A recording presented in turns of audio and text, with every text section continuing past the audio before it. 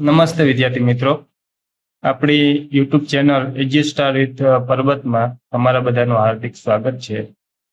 આજે આપણે ભણીશું ચેકારવ ગુજરાતી ધોરણ 5 એનો બીજો પાઠ 2 વરસાદ અને 5 પીપર. એના 2 ભાગ આપણે પહેલા ભણી ગયા છીએ અને આજે આપણે ત્રીજો ભાગ ભણવા જઈ રહ્યા છીએ. વર્ષા ઋતુનું એક ગીત છે, થોડાક પ્રશ્નો છે અને વર્ષા ઋતુ વિશેના ફકરા છે. એની પહેલા જો તમે આગળના વિડીયો ન જોયો હોય તો આપણી ચેનલની અંદર જઈ અને તે બંને વિડીયો જોઈ શકો છો. આપણી ચેનલને તમે સબસ્ક્રાઈબ ન કરી હોય તો સબસ્ક્રાઈબ કરી લેજો, બેલ આઇકનનું બટન દબાવી દેજો. વિડીયો ગમે તો લાઈક કરજો, તમારા બીજા મિત્રો પણ સાથે ભણતા હોય તેને શેર કરજો, જેથી એ લોકો પણ આ વિડીયો જોઈ શકે. હવે આપણે શરૂઆત કરીએ ભણવાની. તો 2 ફકરા આપેલા છે. સૂચના છે ઉપર, બંને ફકરાના વાક્યોની સરખામણી કરો, તેમાં તમને ગમતા શબ્દખંડો કે વાક્ય નીચે લીટી દોરો, તે પછી બંનેને 10 માંથી ગુણ આપો. આ તમારે જાતે કરવાનું છે, પરંતુ આપણે ફકરા થોડા જોઈ લઈએ. તમને જે ગમતા વાક્યખંડો કે શબ્દખંડો હોય તેની નીચે તમારે લીટી કરવાની છે, તમારી રીતે એ તમારે જ કરવાનું છે.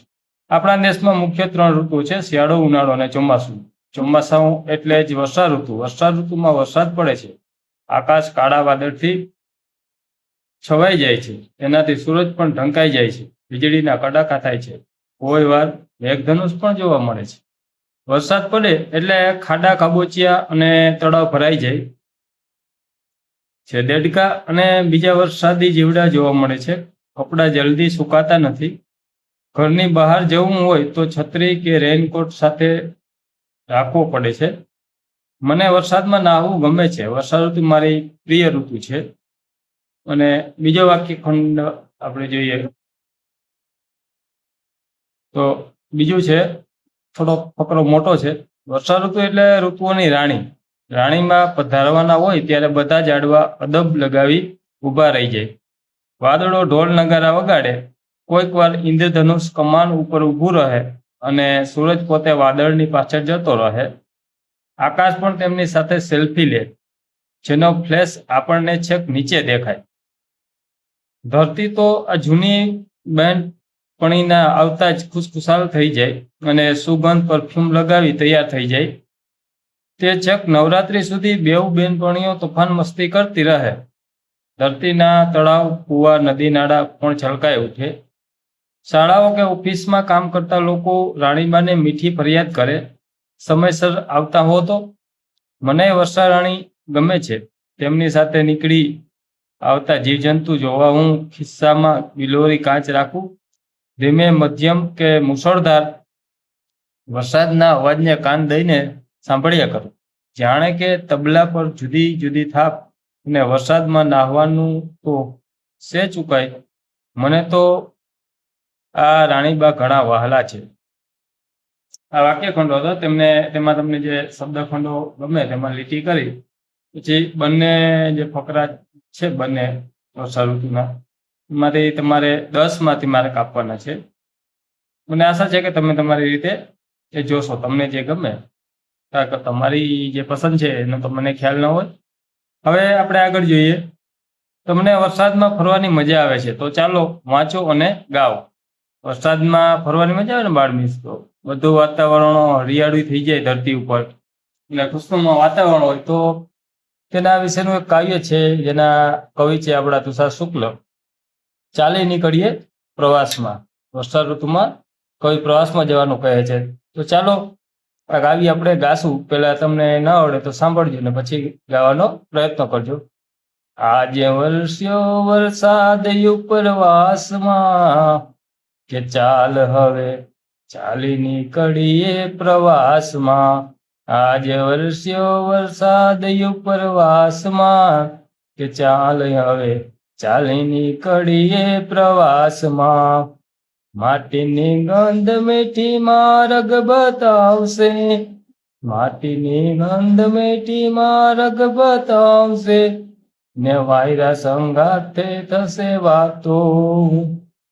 લીલાછમ ઘાસ પર હળવેથી દોડીએ ને સાંભળીએ ભમરાને ગાતો, ફૂલ ફોરી રહ્યા છે સુવાસમાં, કે ચાલ હવે ચાલી નીકળીએ પ્રવાસમાં. ફૂલ ફોરી રહ્યા છે સુવાસમાં, કે ચાલ હવે ચાલી નીકળીએ પ્રવાસમાં. આગળની કડી આપણે જોઈએ. ઓરપ ફૂલાઈ અને વાલપ છલકાય એવું મોસમનું ભીનું છમકે, વૃક્ષોની ડાળીને પાંદડેથી વહી ચાલ્યા લીલાછમ વરસાદી વેણ. રૂપ અષાઢી ઉગડે ઉજાસમાં, કે ચાલ હવે ચાલી નીકળીએ પ્રવાસમાં. રૂપ અષાઢી ઉગડે ઉજાસમાં, કે ચાલ હવે ચાલી નીકળીએ પ્રવાસમાં. ઉપરવાસેથી વેળ આવવાની વાટમાં, બેસી રેવાય નહીં ઠાલા.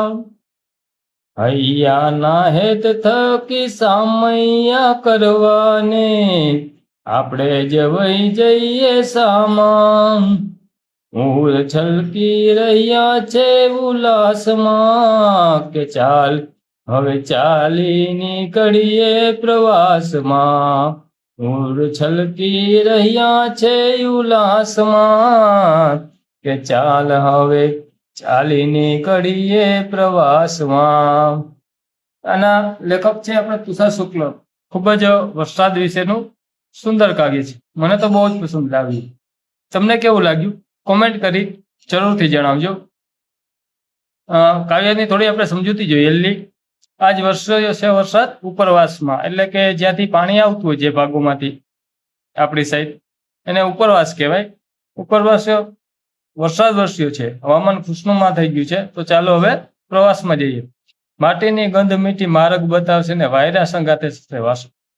માટી જ્યારે વરસાદ પહેલો વરસે ત્યારે માટીની કેવી મીઠી સુગંધ આવતી હોય, એના પરથી આપણે ખ્યાલ આવી જાય કઈ બાજુ વરસાદ છે.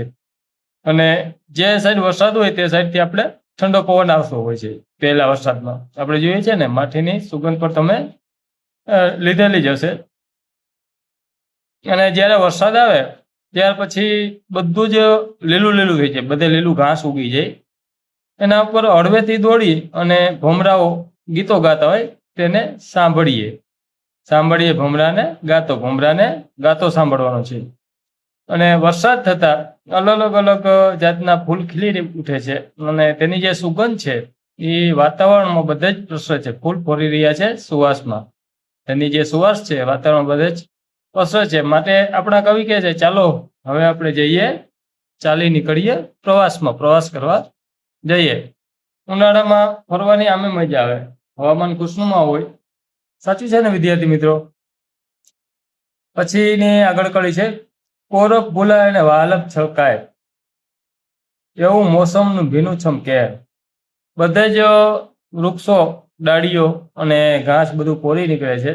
અને જાણે વાલપથી મોસમ આપણું સ્વાગત કરતું હોય ને, કેણ મોકલતું હોય કે આવો તમે ભીનું છમ, ભીની ભીની મહેક હોય. એવું ઉનાળા અને શિયાળામાં નથી હોતું. તો એનું કહેણ છે, વૃક્ષોની ડાળીને પાંદડેથી વહી ચાલ્યા લીલાછમ વરસાદી વેણ. વૃક્ષોની ડાળીઓ અને પાંદડા ઉપરથી વરસાદના જે લીલાછમ વેણ છે, પ્રવાહ છે, વેણ એટલે પ્રવાહ ચાલી રહ્યો છે, વહી ચાલ્યો જાય છે પાંદડા ઉપરથી. ને જ્યારે પાણી પડતું હોય ને વૃક્ષોની ડાળી ઉપર, એના વિશે કવિ વાત કરે છે. રૂપ અષાઢી ઉગડે ઉજાસમાં. રાતે અષાઢ મહિનો હોય ત્યારે કેવી આપણે સાંજે સંધ્યા ખુલે, કેવું આકાશ એકદમ રંગબેરંગી થઈ જાય, ક્યારેક ઇન્દ્રધનુષ દેખાય અને આખી લાલીમાં જ અલગ હોય છે. આવી મસ્ત ઋતુ છે એટલે જ કવિ કહે છે કે ચાલ હવે જઈએ, ચાલી નીકળીએ પ્રવાસમાં. ઉપરવાસથી વેણ આવવાની વાટમાં બેસી રહેવાય નહીં ઠાલા. ઉપરવાસ એટલે કે જ્યાંથી આપણે પાણી આવતું હોય, વરસાદ વરસે અને આપણે નદી નાળામાં પાણી આવતું હોય એ જગ્યાને ઉપરવાસ કહેવાય. જ્યાંથી વેણ એટલે પાણીનો પ્રવાહ આવવાની વાટમાં બેસી ન રહેવે, ઠાલા એટલે નવરા, કોઈ પણ કામ વિનાના. તો ઠાલો બેસવાનો કવિ ના પાડે છે. હૈયાના હેત થકી સામયા કરવાને આપણે જે વહી જઈએ સામા.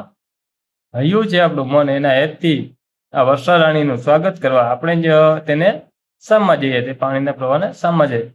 ઉર છલકી રહ્યા છે ઉલ્લાસમાં. ઉર એટલે આપણું હૃદય, મન, એ ઉલ્લાસ એટલે આનંદમાં છલકાઈ રહ્યું છે. વરસાદ આવે એ તો બધાને ગમે, ખેડૂતો હોય કે બીજા કોઈ પણ હોય, સાચી છે મિત્ર? તો બધાનો આનંદમાં ઉછળકી રહે, માટે જ આપણે કહે છે ચાલ ચાલી નીકળીએ પ્રવાસમાં. આના કાવ્યના લેખક આપણા છે, કવિ છે તુષાર શુક્લ. કાવ્યના કવિ હોય, પાઠ હોય તો એના લેખક હોય.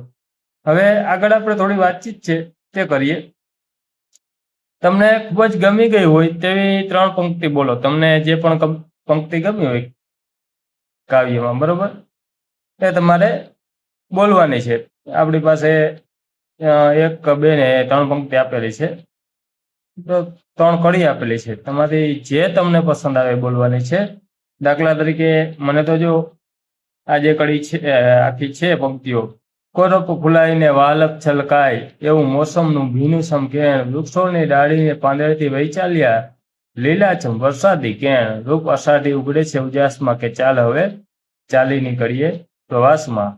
કોરપ ફૂલાય અને વાલપ છલકાય, એવું મોસમનું ભીનું છમકેણ, વૃક્ષોની ડાળીને પાંદડેથી વહી ચાલ્યા, લીલાછમ વરસાદી વેણ, રૂપ અષાઢી ઉઘડે ઉજાસમાં, કે ચાલ હવે ચાલી નીકળીએ પ્રવાસમાં. તમને જે પંક્તિ હોય એ તમારે બોલવાની છે.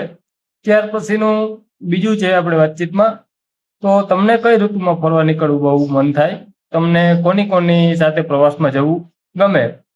તો મને તો શિયાળાની ઋતુમાં ફરવા જવાનું બહુ મન થાય. મને મારા મિત્રો, પરિવારજનો કે તમારા જેવા વાલા વિદ્યાર્થીઓ, બાળકો હોય તેની સાથે ફરવા જવું બહુ ગમે. તમને જે પસંદ હોય લખવાનું છે. તમારા ઘરે કોણ કોણ આવે ત્યારે તમે તેને લેવા કે આવકારવા સામે દોડતા પહોંચી જાઓ છો? તો મારી ઘરે જે છે, મારા ફઈબા, મારી બહેનો, મામા, માસી, એ જ્યારે આવે તેને એના સામૈયા કરવા કે સામે તેને આવકારવા હું દોડી જાઉં છું. તમારે પણ એ રીતનો જવાબ લખવાનો છે. તમે ક્યારેક ક્યારેક ખુશીથી છલકાઈ જાઓ છો, ઝૂમી ઉઠો છો. તો જ્યારે હું નવા કપડાં પહેરું, મિત્રો સાથે આપણે રમવા જતા હોઈએ, ક્યાંય સ્પર્ધામાં ઇનામ જીતીએ, પ્રવાસ પરિક્રમા જવાનું થાય, મહેમાન આવે, મનને ગમતી વસ્તુ મળે ત્યારે ખુશીથી છલકાઈ જવું, જમી ઉઠું છું હું. તમે જ્યારે થતું હોય ત્યારે તમારે કહેવાનું છે. વરસાદ આવીએ ત્યાર પછીનો આપણે વાતચીત. વરસાદ આવે ત્યારે તમને શું કરવું સૌથી વધુ ગમે? ચોમાસામાં તમને શું ન ગમે? કેમ? વરસાદ આવે ત્યારે વરસાદમાં આપણે નાહવું સૌથી વધુ ગમે, પરંતુ વરસાદમાં બધે જે કાદવ કીચડ થાય, ખાડા કબચીઓ ભરાઈ જાય, એમાં મચ્છર થાય અને બીમારી ફેલાય, એ ન ગમે, બરોબર? કેમ ન કરતું? તો એનાથી કપડાં ગંદા થાય, આપણે બહાર આવવા જવામાં તકલીફ પડે, બીમાર પડીએ તો એના માટે તકલીફ પડે, એટલા માટે આ ગમતું નથી. ત્યાર પછીનો આગળનો સવાલ છે, વરસાદ પછી ઉગી નીકળતા લીલાછમ ઘાસનું બિયારણ ક્યાંથી આવતું હશે? આ તમે ક્યારે કલ્પના કરી છે? તો વરસાદમાં લીલાછમ ઉગી નીકળતા જે ઘાસનું બિયારણ હોય છે, એ માનવીઓ દ્વારા, પશુ પક્ષીઓ દ્વારા અને હવા દ્વારા, અમુક જે બિયારણ હવામાં ઉડે છે, અમુક માનવના કપડા, માણસના, તેના ખોરાકમાં અને પશુ પક્ષીઓના ખોરાકમાં જાય અને મળમૂત્ર દ્વારા અથવા તેના શરીરે ચોંટી જતા હોય, અમુક બીજ એવા હોય શરીરમાં ચોંટી જાય, અને અમુક બીજો જે હવા હોય એમાં ઉડતા તરતા એક જગ્યાથી બીજી જગ્યાએ સ્થળાંતર કરતા હોય, આ રીતના બિયારણ આવતું હોય છે. હવે જે એના પછીનું જે છે એમાં પ્રશ્ન છે, આ કવિતા આપણે કંઠસ્થ કરીશું. આ કવિતા જે છે કંઠસ્થ એટલે તમારે પાકી કરવાની છે, તમને મોઢે આવડવી જોઈએ. પછી આગળ છે કવિતામાં કવિ અને વરસાદની કઈ કઈ ક્રિયાનું વર્ણન છે. તો કવિ અને જે વરસાદ છે તેની ક્રિયાઓ જે છે એનું વર્ણન છે તમારે લખવાનું છે. જગ્યા ઓછી પડે તો તમારી બુકમાં તમે લખી શકો છો. તો કવિ છે એની પહેલી છે ક્રિયા વરસાદમાં નીકળવું, વાયરા સાથે વાતો થવી, લીલાછમ ઘાસ પર દોડવું, ભમરાને ગાતો સાંભળવો, નકામાં બેસી ન રહેવું, સામય કરવા જવું, હૃદય છલકવું. આ બધી કવિઓની ક્રિયા છે. ત્યાર પછી વરસાદની ક્રિયાઓ જોઈએ તો ઉપરવાસમાં વરસવું, પછી વૃક્ષની ડાળી અને પાન પરથી વહેવું, અષાઢી રૂપ ઉગાડવું, ઉપરવાસમાંથી આવવું. આ બધા વરસાદની ક્રિયાઓ છે. હવે આગળની નેક્સ્ટ પ્રવૃત્તિ આપણે જોઈએ.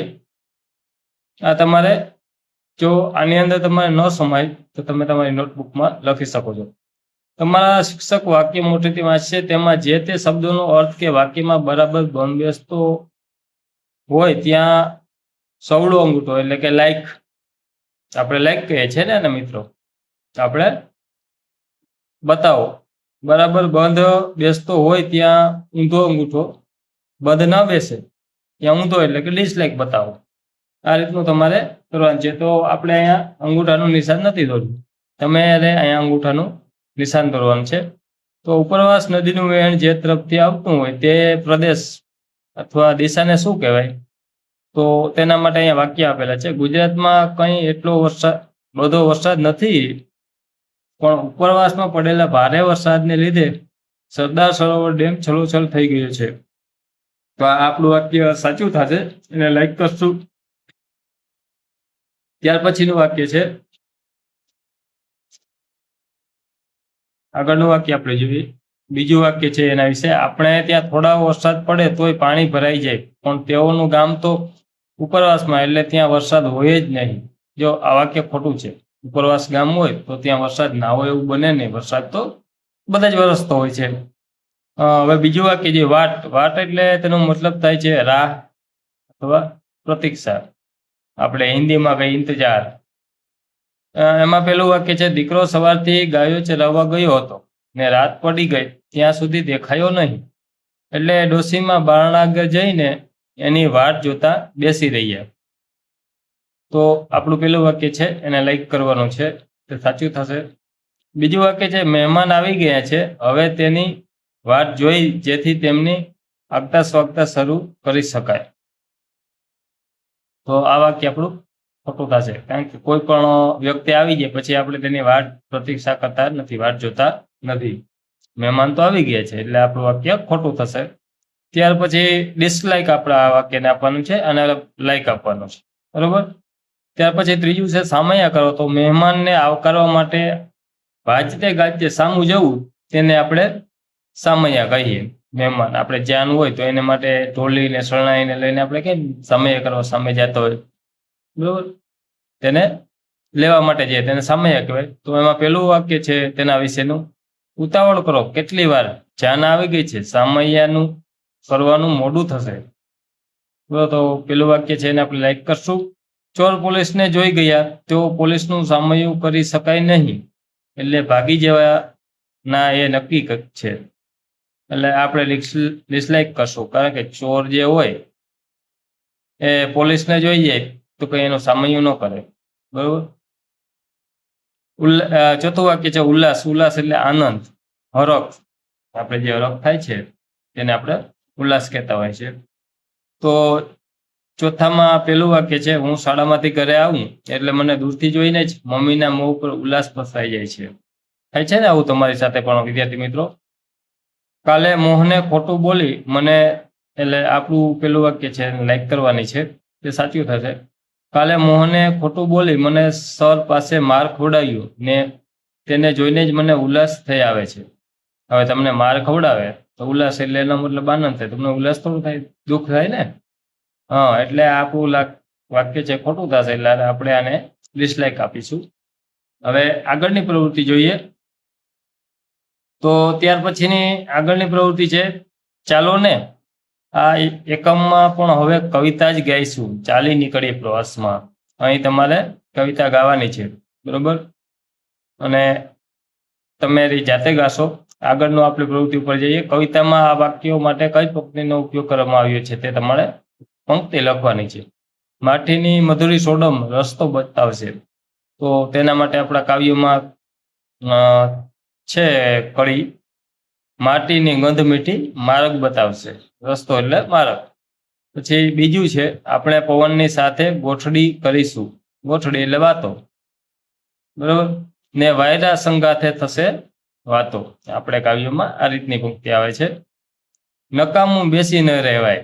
તો તેના માટેની ત્રીજું છે, તેના માટેની આપણે કાવ્યમાં છે બેસી રહેવાય નહીં, ઠાલા. ઠાલા એટલે નકામું, કંઈક કાર્ય વગરનું. હૃદયની લાગણીથી સ્વાગત કરીશું. ચોથું જે આપણું છે, તો તેના માટે આપણા કાવ્યમાં પંક્તિ છે, હૈયાના હેત થકી સામૈયા કરવાને. અને પાંચમું છે, ખુશીથી ઉભરાઈ રહ્યું છે. તો તેના માટે પૂર છલકી રહ્યા છે ઉલ્લાસમાં. ઉલ્લાસ એટલે આપણે આનંદ, ખુશી, બરોબર. પૂર એટલે હૃદય. તો આ રીતની આપણે પંક્તિ લખી લેશું. હવે આગળ જોઈએ. આંખ, કાન, નાક અને ત્વચાને લગતા શબ્દો કવિતામાંથી શોધીને લખો. ચારે છે, આંખ, કાન, નાક ને ત્વચાને જે લગતા શબ્દો હોય આપણે કવિતામાં શોધીને લખવાના છે. તો હવે આપણે જોઈએ આગળ. તો આંખને લગતા તો શું છે કે આંખે જોઈ શકાય તો કે મારક, વાહલક, ડાળી, પાંદડા અને ઉજાસ, આ શબ્દો આંખને લગતા છે. હવે કાનને લગતા તો વાતો છે એ સાંભળવાની હોય એટલે કાનેથી આપણે સાંભળીએ. કાનને લગતો શબ્દ છે ભમરો. ભમરાનો પણ અવાજ આપણે સંભળાય એટલે એ પણ કાનને લગતો શબ્દ થશે. નાકને લગતા શબ્દો તો ગંધ અને સુવાસ, બરાબર. સુવાસ એટલે સુગંધ, એ પણ આપણે નાકને લગતો શબ્દ થશે. ત્વચાને લગતા તો ત્વચાને કયું તો કે ભીનું ભીનું, આપણે અડીએ તો ખ્યાલ આવે ભીનું ભીનું. પછી ઘાસ, કોરપ અને રૂપ, હાલા અને હેત, આ બધા શબ્દો આપણે ત્વચાને લગતા છે. હવે અહીંયા આગળની એક પ્રવૃત્તિ છે, વરસાદ પડ્યા પછી એક ખભે દફતર લટકાવીને શાળામાં જવાનો અભિનય કરો. આ તમારે અભિનય એક્ટિંગ કરવાની છે. આપણે છે ને વિદ્યાર્થી મિત્રો એક્ટિંગ, તો એક્ટિંગ કરવાની છે એ તમારે કરવાની છે જાતે. હવે પછી આપણી હજી તો તમે યુટ્યુબ ચેનલને સબસ્ક્રાઈબ ના કરી તો સબસ્ક્રાઈબ કરી લેજો, બેલ આઇકન દબાવી દેજો, જેથી તમને આપણા યુટ્યુબ ઉપર આવતા નવા નવા વિડીયો નોટિફિકેશન મળતા રહે. વિડીયો તમને પસંદ આવે તો લાઈક કરજો, તમારા મિત્રો સુધી શેર કરજો અને વિડીયો કેવો લાગ્યો તે કોમેન્ટ કરી જરૂર જણાવજો. હવે આગળ વધીએ. કવિતાના આધારે જવાબ આપો. તો પહેલો વરસાદ આવે ત્યારે શું શું થાય છે? તો જ્યારે પહેલો વરસાદ આવે ત્યારે આપણે શું થાય એના વિશે આપણે જણાવવાનું છે. તો જ્યારે પણ પહેલો વરસાદ મિત્રો પડે છે ને ત્યારે ઘરમાંથી આપણે કંટાળી ગયા એટલે એક તો આનંદ થાય. અને પહેલા વરસાદની સાથે કાળા ડિબાંગ વાદળો, કંટાળી ગયા હોય લોકોને તો મજા આવી જાય. માટીની સુગંધ આવે પહેલા વરસાદ આવે ત્યારે, તમે પણ લીધી. અને પહેલા વરસાદની સાથે પવન પણ આવતો હોય છે. વાયરો છે, લોકોને લીલાછમ ઘાસ પર દોડવાનું મન થાય, કારણ કે પહેલી વખત વરસાદ આવે ને ઘાસ ઉગે ત્યારે એની પર ચાલવાનું મન થાય. ભમરાનો ગુંજરાવ સંભાળવા મળે. ફૂલની સુગંધ ફેલાય છે, લોકોના હૃદયમાં આનંદ છલકાય છે. વરસાદ પહેલી વખત આવે ત્યારે બધાને આનંદ તો થવાનો જ છે. ઉપરવાસમાં ખૂબ વરસાદ પડે ત્યારે શું શું થાય કે ઉપરવાસમાં ખૂબ વરસાદ પડે ત્યારે ત્યાંના પાણીના વહેણથી નદી નાળા બંધ છલકાઈ જાય છે. ક્યારેક નદીમાં પૂર પણ આવે ને, વધારે ઉપરવાસ વરસાદ હોય તો આપણે ત્યાં પૂર પણ આવી શકે. હવે અષાઢ મહિનામાં વાતાવરણ કેવું હોય છે? અષાઢ મહિનાના વરસાદનું વર્ણન કરો. તો અષાઢ મહિનામાં આકાશમાં કાળા વાદળો છવાયેલા હોય છે, પવન ફૂંકાતો હોય છે. અષાઢ મહિનામાં વીજળીના ચમકારા અને વાદળાના ગડગડાટ સાથે વરસાદ આવે છે. આ મહિનામાં વરસાદ સતત વરસતો રહે છે. અષાઢ મહિનો એને આપણે દેશી ભાષામાં ધોરી મહિનો કહીએ. અષાઢ મહિનામાં ખૂબ વરસાદ વરસે. અષાઢ, શ્રાવણ, પછી ભાદરવામાં અને બીજા મહિનામાં એટલો વરસાદ હોય નહીં.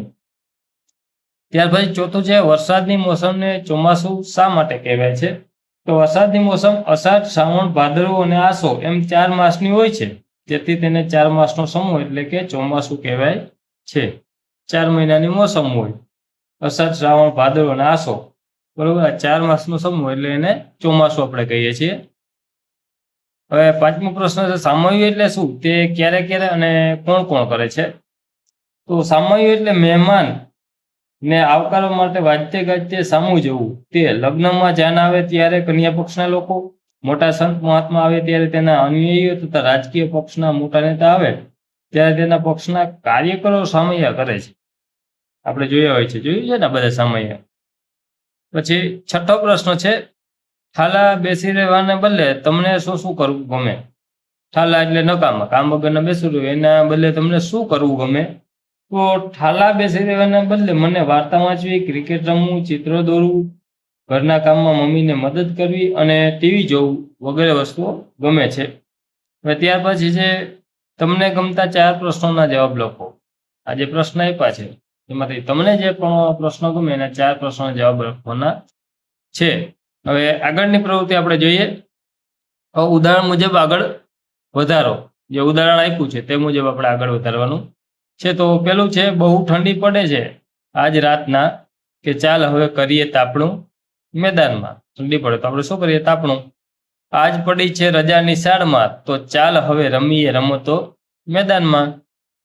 ત્યાર પછીનું ત્રીજું છે, મસ્ત વરઘોડો નીકળ્યો છે ગામમાં, કે ચાલ હવે જઈએ જોવાને સૌ સાથમાં. પછી ચોથું છે, જુઓ પતંગ ચગ્યો છે આકાશમાં, કે ચાલ હવે લડાવીએ પેચ એ પતંગના. પછી 5મું છે, આજ પપ્પાનો ગુસ્સો છે આસમાનમાં, કે ચાલ હવે લગાવીએ મનડું લેસનમાં. એક ગલુડિયું આવ્યું નિશાળમાં, કે ચાલ હવે પીવડાવીએ દૂધ એને વહાલમાં. હવે આ રીતનું આપણે પંક્તિઓ પૂર્ણ કરવાની છે. પછી ચોમાસામાં પાવાગઢના પ્રવાસે જવાનું છે. ચર્ચા કરીને નક્કી કરો કે ત્યાં શું લઈ જશો, શું જોશો, કે જે નક્કી કરો તે નોંધી લો અને તમારા જૂથની વાત વર્ગ સમક્ષ વાંચો અને આ તમારે જૂથ કાર્ય કરવાનું છે. તો અહીંયા પેલું છે, લઈ જવાની વસ્તુઓ. તો તેમાં આપણે લઈ જઈશું water bag, toothbrush, toothpaste, napkin, એક જોડી કપડાં, રેઇનકોટ વગેરે વસ્તુ આપણે ચોમાસા દરમિયાન લઈ જઈએ. તો ત્યાં જોવાના સ્થળો ક્યાં છે? તો જોવાના સ્થળો છે, મહાકાળી માતાનું મંદિર, પાવાગઢ કિલ્લો, નવલખા કોઠાર, ચાંપાનેર, પાવાગઢ પુરાતત્વ પાર્ક, જામા મસ્જિદ, ખુણિયા મહાદેવ, જળધોધ. આ બધી ત્યાં જોવાની વસ્તુઓ છે. હવે આગળ જોઈએ આપણે પ્રવૃત્તિ. તો આગળની એક પ્રવૃત્તિ છે, હાલો ફરી પ્રવાસમાં જઈએ, ચાલ નીકળીએ પ્રવાસમાં. કાવ્ય છે એને ફરી વખત આપણે ગાવાનું છે. હવે ત્યાર પછીની પ્રવૃત્તિ છે, આ તો તમને આવડે જ છે છતાં ઉદાહરણ આપેલું છે તે મુજબ બાકીની વિગતો કોઠામાં લખી દો. હવે પેલું છે, વિગત છે, ક્વોલિટી ગુણ છે, માપ વજન છે અને તેનું આપણે વાક્ય બનાવવાનું છે. કેળા મોટા, તો માપ વજન છે 1 ડઝન, 1 ડઝન એટલે 12 કેળા. અમે 1 ડઝન મોટા કેળા લીધા. ત્યાર પછી ચોખા, એની જાત છે ગુજરાત 17 ને એનો વજન હોય છે તો 5 કિલોગ્રામ. અમે 5 કિલોગ્રામ ગુજરાત 17 ચોખા લીધા. પછી મીઠું છે આયોડિન વાળું 2 પેકેટ. તો તેમાં આપણે લખીશું કે અમે 2 પેકેટ આયોડિન યુક્ત મીઠું ખરીદ્યું અથવા લીધું. પછી જે તેલ, ફિલ્ટર સિંગ તેલ, જેને માપ હોય છે લીટરમાં, તો તે 10 લીટર. તો અમે ફિલ્ટર સિંગ તેલ 10 લીટર ખરીદ્યું અથવા લીધું. એ રીતના આપણે વાક્ય લખવાના છે. આ તમે લખી લેજો વાક્ય. પછી છે, વાસણ માટેના 3 નંગ સાબુ છે. તો વાસણ માટેના 3 નંગ, કપડાં ધોવાના 12 નંગ ને નાહવાના 6 નંગ. બરોબર. પછી હવે અહીં આપણે લખીએ કે વાસણ માટેના 3 નંગ સાબુ લીધા, અમે ખરીદ્યા તો લીધા. કપડાં ધોવાના 12 નંગ, કપડાં ધોવા માટેના 12 નંગ સાબુ લીધા. પછી નાહવાના 6 નંગ છે. તો નાહવા માટે સાબુ અમે 6 નંગ લીધા કે ખરીદ્યા. હવે અહીંયા એક આપણે ખાલી બ્લેન્ક આપેલું છે, તો એમાં આપણે લખવાનું છે. તો અહીંયા આપણે લખી નાખીએ ઘઉં લખી નાખીએ. તો ઘઉંની જાત કઈ આવે છે? તો કે ભાલિયા. એનો માપ કેમ હોય છે? તો કે વજન હોય છે. આપણે દાખલા તરીકે 15 કિલો લખી નાખીએ, 15 કિલોગ્રામ, બરોબર. અને અહીંયા વાક્ય લખવાનું છે, અમે ભાલિયા ઘઉં 15 કિલોગ્રામ લીધા. તમારે અંદર સમાઈ જાય એ રીતનું વાક્ય લખવાનું છે. હવે આગળ જોઈએ પ્રવૃત્તિ. તો ફકરો વાંચી પહેલા ટેબલમાં ખૂટતી વિગતો ભરો, બીજા ટેબલમાં ખૂટતી વિગતો ભરીને ફકરો બનાવીને લખો. હવે વિગતો એ મુજબ છે, વિગત છે, સંખ્યા છે, માપ છે, ગુણ છે, બરોબર. તો બિલાડી એક કાળી કસરતબાજ, દોરડું એક એનું માપ નથી, ઝૂલતું જાડું, નદી એક પહોળી ધસમસતી, પુલ એક લાકડાનો ઝૂલતો મજબૂત અને જૂનો. બીજા જે કોઠો છે એમાં વિગતો છે, વિગત, સંખ્યા, માપ અને ગુણ. તો જહાજ એક વિશાળ સુવિધાસભર, મોજું એક ઊંચું ધસમસતું, અવાજ મોટો ને ઘેરો, દરિયો એક પોણી દુનિયા જેટલી જગ્યા અને ગજબ, બરાબર. હવે ચાલો મિત્રો, હવે આ ફકરો બનાવેલો છે. આ પહેલે જે કોઠાની વિગતો આપી એના આધારે, અને બીજી છે એનો આપણે બનાવવાનો છે. તો આમ તો નદી પાર કરવા લાકડાનો ઝૂલતો પણ મજબૂત એવો એક પુલ છે, જ્યાંની અંદરની બધી વિગત આપણે ફકરામાં આવી જશે. ગામ લોકો તે જૂના પુલનો ઉપયોગ કરે છે. ગામની એક કાળી બિલાડી કસરતબાજ છે, તે ઝૂલતા જાડા દોરડા પર ચાલીને પહોળી અને ધસમસતી નદીને પેલે પાર જતી રહે છે. હવે એ જ રીતે જે આ કોઠાની વિગતો છે તેના આધારે આપણે ફકરો બનાવે. ફકરો અહીંયા લખેલો છે, બરોબર. લખેલો છે, પૃથ્વી પર દરિયો પોણી દુનિયા જેટલી જગ્યા રોકે છે, તેમાં એક વિશાળ સુવિધાસભર જહાજમાં લોકો દરિયાની સહેલ કરતા હતા. ત્યાં એક ઘેરો મોટો અવાજ આવ્યો. લોકોએ જોયું તો એક વિશાળ ઊંચું મોજું ધસમસતું તેમના જહાજ તરફ આવી રહ્યું હતું. હવે આગળની પ્રવૃત્તિ જોઈએ.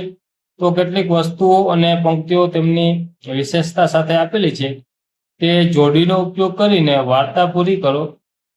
તે માટે વાર્તાનું વાક્ય યોગ્ય બને તે રીતે શબ્દ જોડીમાંથી જરૂરી ફેરફાર કરો.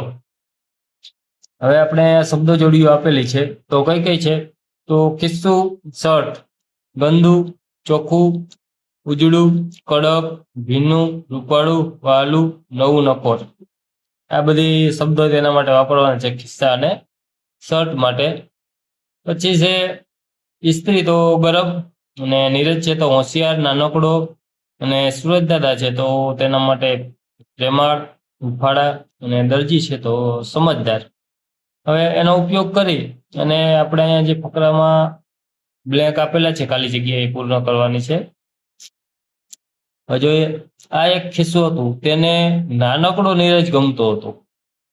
હવે ખિસ્સું છે એક નામ છે, અને નાનકડો છે એક માહિતી છે. કેના વિશે? તો કે નીરજ વિશે. અને નીરજ છે એ પણ એક નામ છે, બરોબર. ગમતો હતો તેને. નીરજના નવા નકોર શર્ટ, નીરજ નામ છે, નવા નકોર માહિતી છે, અને શર્ટ છે તે પણ એક નામ છે. એટલે એ રીતનું આપણે અહીંયા પ્રવૃત્તિ છે એમાં નામ હશે તેની ફરતે આપણે રાઉન્ડ કરશું, અને કોઈ માહિતી હશે તો તેની જે લાઈન દોરશું, અને કોઈ પણ ક્રિયા હશે તો તેની ફરતે આ રીતનું આપણે ચોરસ કરવાનું છે. આગળની પ્રવૃત્તિ આપણે છે એ આને આરે થઈ જશે. એટલે આમ વિદ્યાર્થીઓએ ભૂલ કરેલી છે. અહીંયા રાઉન્ડ આવશે, નામ છે નીરજ, અને અહીંયા પણ રાઉન્ડ આવશે. પર બેસવું હતું પણ નીરજે અહીંયા રાઉન્ડ આવશે તો કહી દીધું એટલે ક્રિયા, એને પ્રત્યે ચોરસ આવશે. ભાગ અહીંથી ભાગ એટલે ભાગવાની ક્રિયા થઈ તો અહીંયા ચોરસ આવશે. ઓ ગંદા ખિસ્સા, ગંદા એટલે માહિતી ને ખિસ્સા એટલે નામ થશે, અહીંયા પણ રાઉન્ડ આવશે. ખિસ્સું જે રાઉન્ડ છે નામની પાસે, તો રડી પડ્યું, રડી પડવું એટલે ક્રિયા, અહીંયા ચોરસ આવશે. પછી પોતાના આંસુમાં ધોવાઈને ધોવાવું એટલે ક્રિયા. ઉજળું ચોખ્ખું બંને માહિતી થશે, થઈ ગયું તે પણ ક્રિયા થશે, થઈ જવું. ત્યાં તો હુફાળા સુરજ દાદા, હુફાળા એટલે માહિતી, સુરજ દાદા આવ્યા, સુરજ દાદા નામ છે એટલે તેની ફરતે રાઉન્ડ આવશે. હુફાળા સુરજ દાદા આવ્યા, તેમણે ભીના ખિસ્સાને સૂકવી દીધું.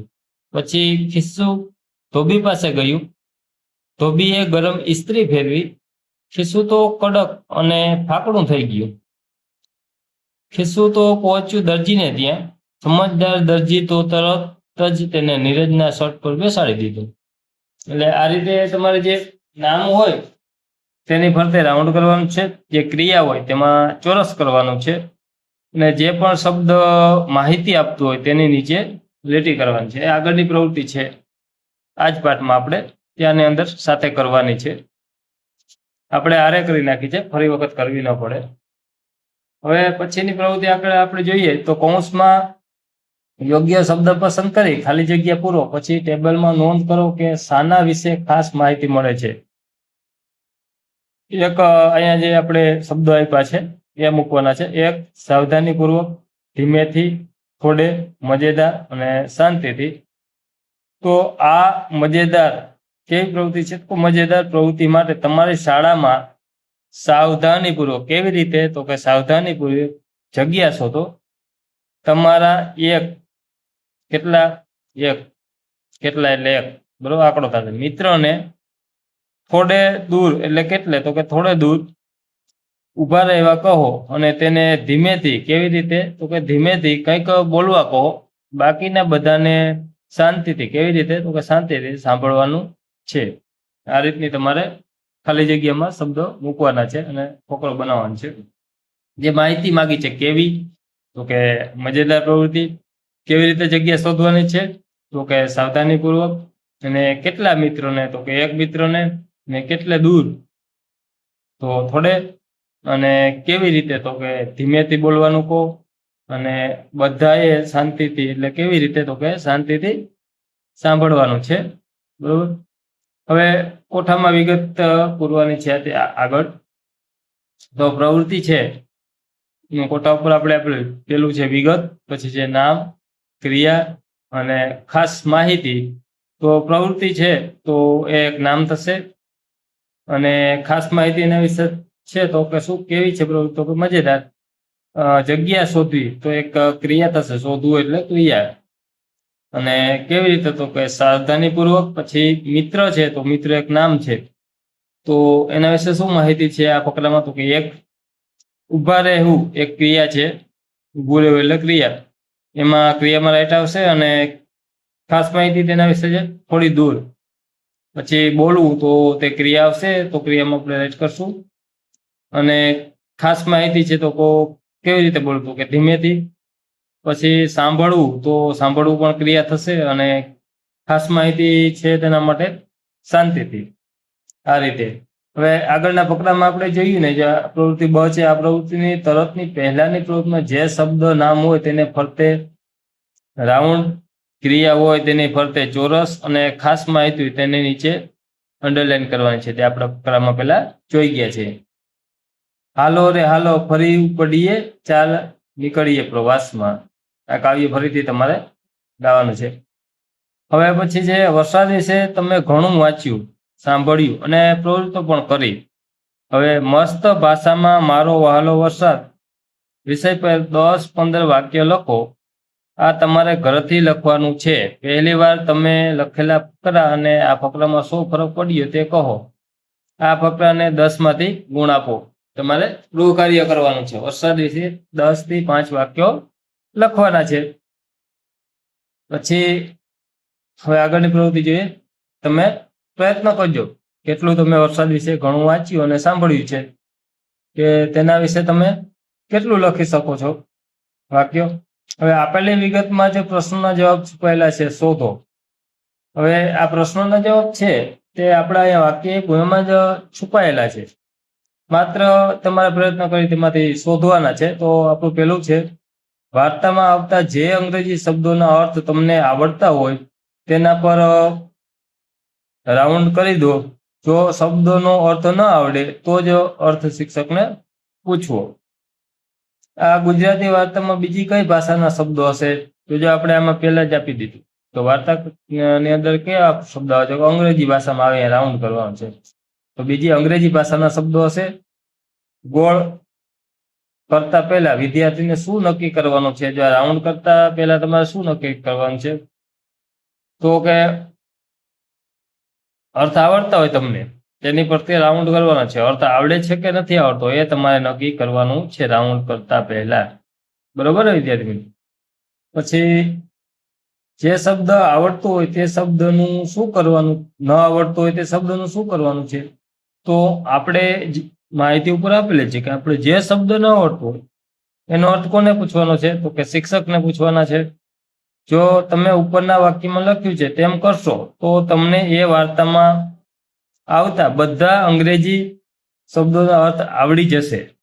તો કે હા, કારણ કે આપણે આવડતા હોય એની પર રાઉન્ડ કરવાનું છે અને ના આવડતા હોય તો એનો અર્થ કેને પૂછવાનો છે? શિક્ષકને. એવું કરશો એટલે આપણે બધા જ શબ્દોનો અર્થ આવડી જશે. સાચું છે ને? આમાં શિક્ષકે શું કરવાનું છે? તો કે શિક્ષકે જે વિદ્યાર્થીઓને વાર્તા કહેવાની છે અને ના આવડતા હોય તો એ શબ્દોના અર્થ વિદ્યાર્થીઓ પૂછે તો એને કહેવાના છે.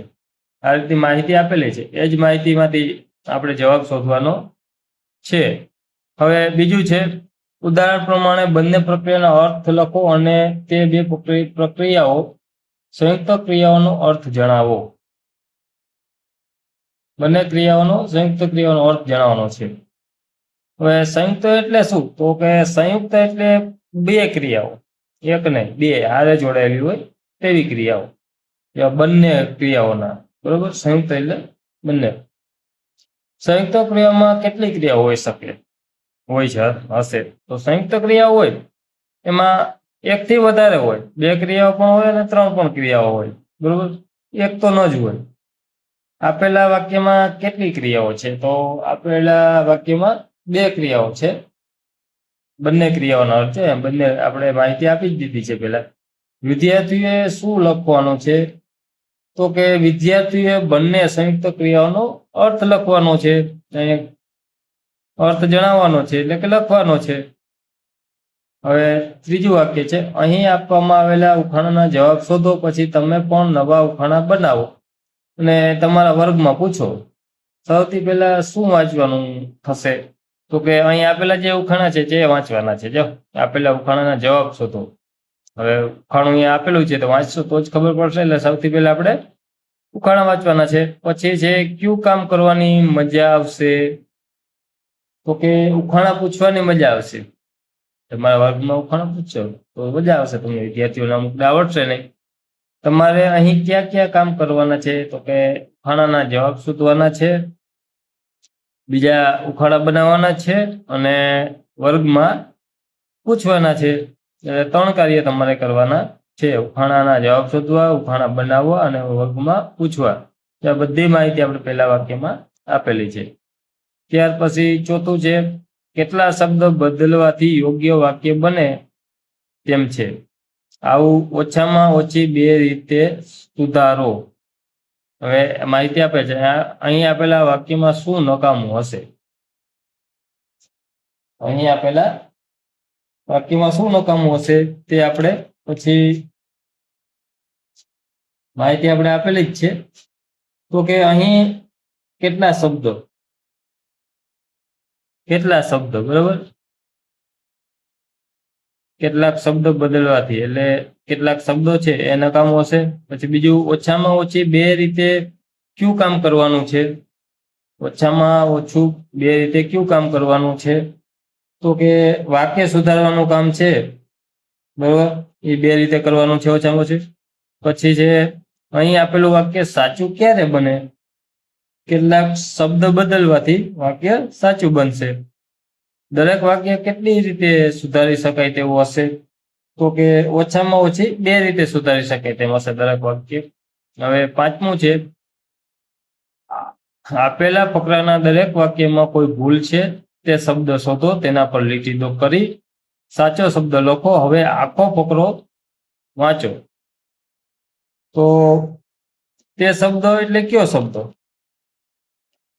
બરોબર, તો કે જે ભૂલ છે, બરોબર, તે શબ્દ, ભૂલવાળો શબ્દ શોધવાનો છે. પછી ફકરાના કેટલા વાક્યો ભૂલ વગરના હશે? એક પણ નહીં હોય. ફકરાનું એક પણ વાક્ય ભૂલ વગરનું હશે નહીં. વિદ્યાર્થીએ ક્યાં ક્યાં કામ કરવાના થશે? તો ભૂલવાળો શબ્દ શોધવાનો, તે શબ્દ પર લીટી કરી સાચો શબ્દ લખવાનો અને પછી આખો ફકરો વાંચવાનો.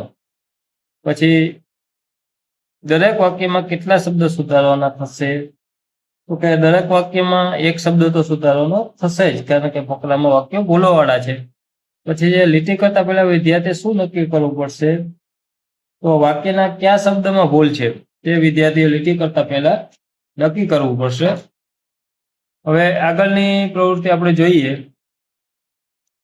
તો આ સ્વર ચિહ્ન હસ્વ ઈ, દીર્ઘ ઈ, હસ્વ ઉ, દીર્ઘ ઉ, આ, ઓ, અનુસ્વાર મૂકો, શબ્દ વાંચો. ઘરકામ આ તમારે ઘરે કરવાનું છે. હવે આપણે અક્ષર આપેલા છે પણ તેમાં આપણે સ્વર મૂકેલા નથી, તો સ્વર મૂકી અને આપણે જે શબ્દ છે એને પૂર્ણ બનાવવું પડશે.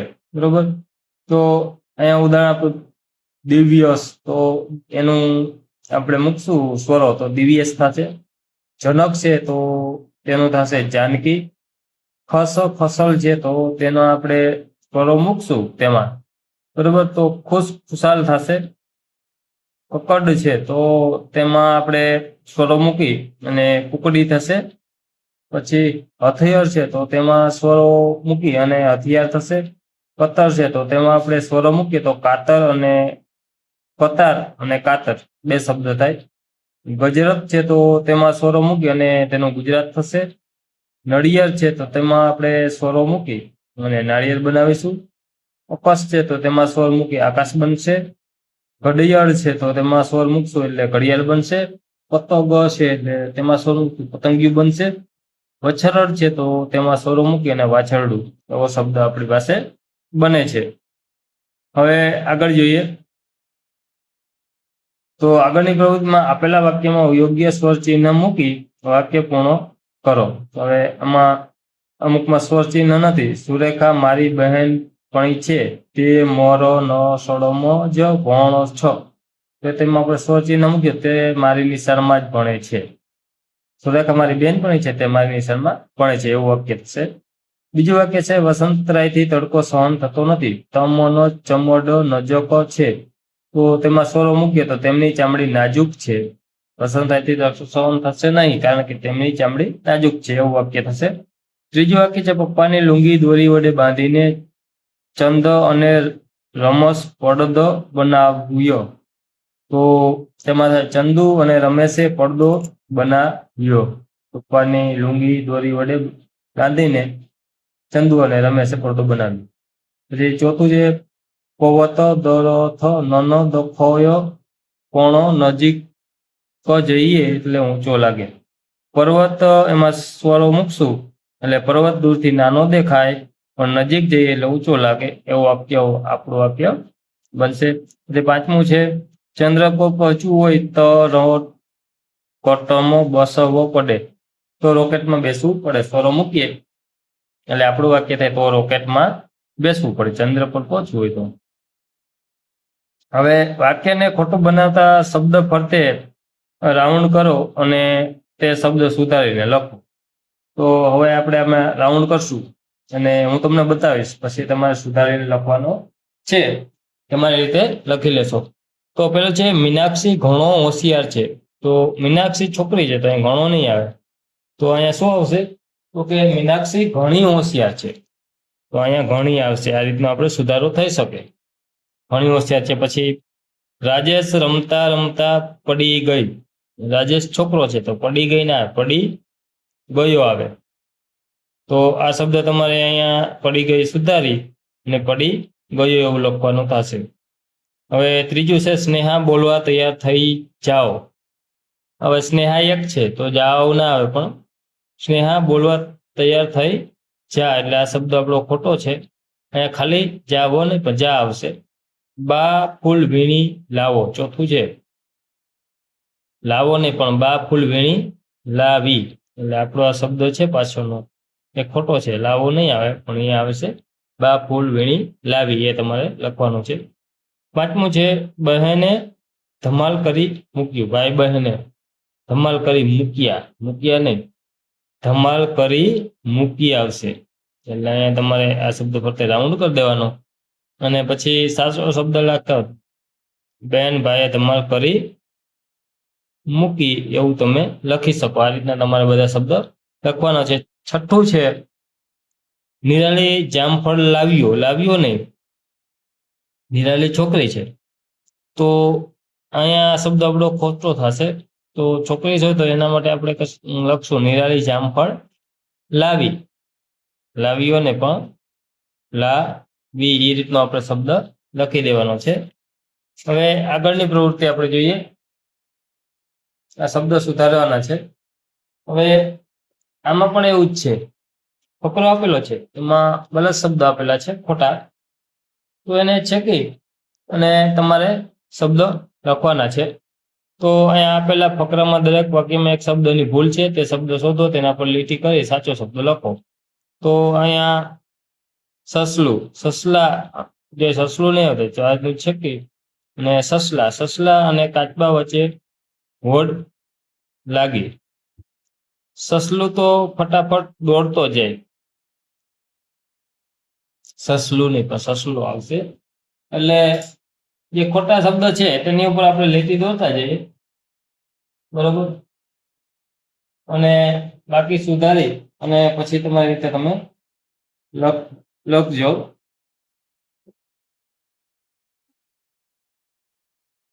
તમારી રીતે તમે લખી લેજો.